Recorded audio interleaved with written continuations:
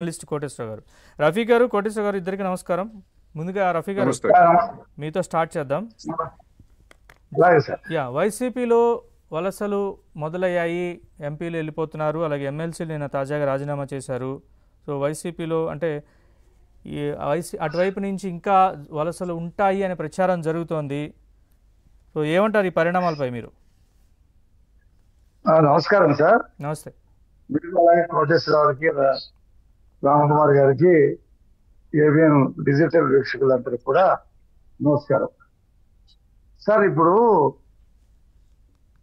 ఒక పార్టీ నిలబడాలంటే ఆ నాయకుడికి కొన్ని ప్రత్యేకమైనటువంటి లక్షణాలు ఉండాలి. గతంలో జగన్మోహన్ రెడ్డి ముఖ్యమంత్రి అయినా, అంతకుముందు ప్రతిపక్ష నాయకుడైనా, అంతకుముందు 18 సీట్లు పోటీ చేసి 16 గెలిచిన అవన్నీ కూడా రాజశేఖర రెడ్డి కుమారుడు అనేటువంటి ఒక లెగసీ వల్లే జరిగాయి. కానీ 2024 మాత్రం అది ప్యూర్ గా జగన్మోహన్ రెడ్డికి సంబంధించిన ఎలక్షన్ గానే జరిగింది. ఇక్కడ రాజశేఖర రెడ్డి పాత్ర పెద్దగా ఏం లేదు. రాజశేఖర రెడ్డిని చూసి జగన్ ని సపోర్ట్ చేయాలనేటువంటి అభిప్రాయం కార్యకర్తల్లో లేదు, నాయకుల్లో కూడా లేదు. ఇతను 2014లో ముఖ్యమంత్రి కాలేదు కాబట్టి 67 సీట్లు వచ్చినాయి కాబట్టి 2019లో ముఖ్యమంత్రి అవుతాడు, ఇతనితో మనం నడిస్తే అతని భవిష్యత్తు బాగుంటుంది, మన భవిష్యత్తు బాగుంటుంది అనేటువంటి పద్ధతుల్లో నాయకులు కార్యకర్తలు నడిచారు.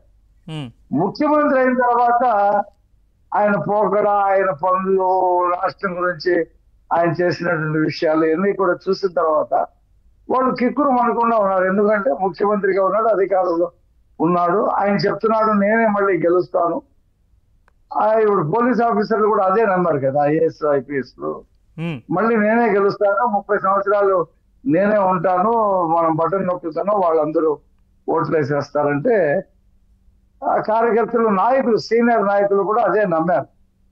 సరే, ఎన్నికల ఫలితాలు వచ్చిన తర్వాత ఆయనలో అసలు ఎందుకు ఈ ఓటమి, దరిదాపులో ఒక 60% ప్రజలు మళ్ళీ ఎందుకు వ్యతిరేకించారు, ఎందుకు ఒక్కొక్క నియోజకవర్గంలో 70,000, 80,000, 90,000 ఓట్లతో మన అభ్యర్థులు కొడిపోయారు అనే దాని మీద సమగ్రమైనటువంటి చర్చ చేయకుండా ఈవీఎంల మీద లేకపోతే ఏదో జరిగిందని చెప్పటము, లేకపోతే ప్రతిపక్ష నాయకుడు హోదా ఇవ్వండి అని స్పీకర్కి రాయటం, అది అర్హత లేనిది.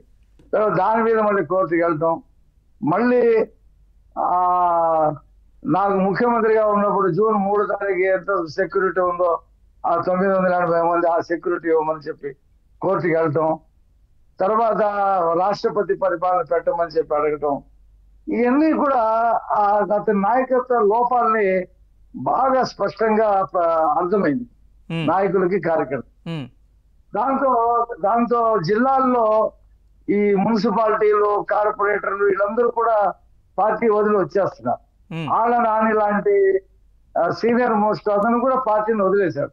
చాలా మంది రాజీనామా చేయకపోయినా ఇనాక్టివ్ గా ఇంట్లో ఉంటున్నారు. ఇప్పుడు ఎవరయ్యా అతనితో ఉండేటువంటి పరిస్థితి?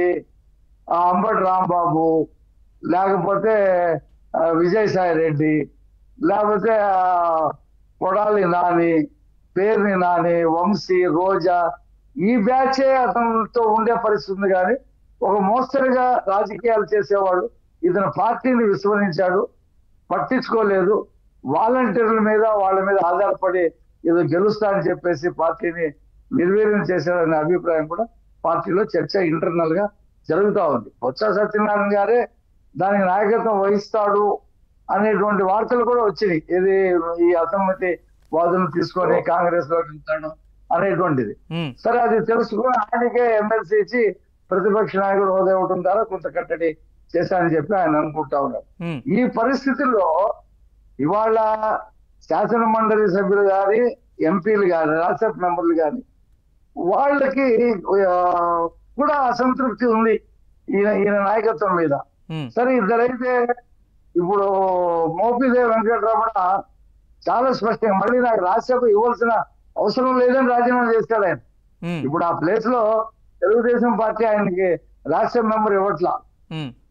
అలాగే బీదా మస్తాన్ రావు ఆయన కూడా చెప్పారు, వెళ్ళారు, వైస్ చైర్మన్ దగ్గర, అదే రాష్ట్రసభ చైర్మన్ దగ్గర లెటర్ ఇచ్చారు, ఆమోదించుకొని వచ్చేసారు.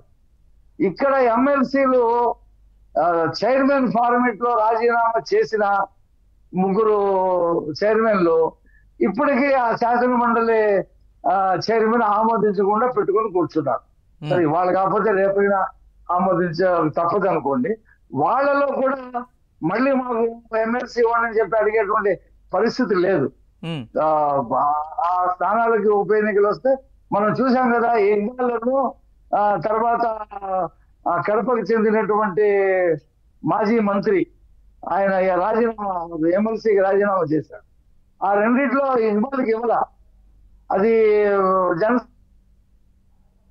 చంద్రబాబు నాయుడు గారు ఏం చెప్పారంటే, ఎమ్మెల్సీలు కానీ రాజ్యసభ సభ్యులు కానీ మీరు మా పార్టీలోకి రావాలంటే రాజీనామా చేసి రావాలని చెప్పారు.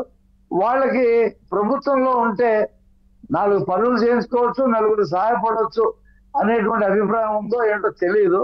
మొత్తం మీద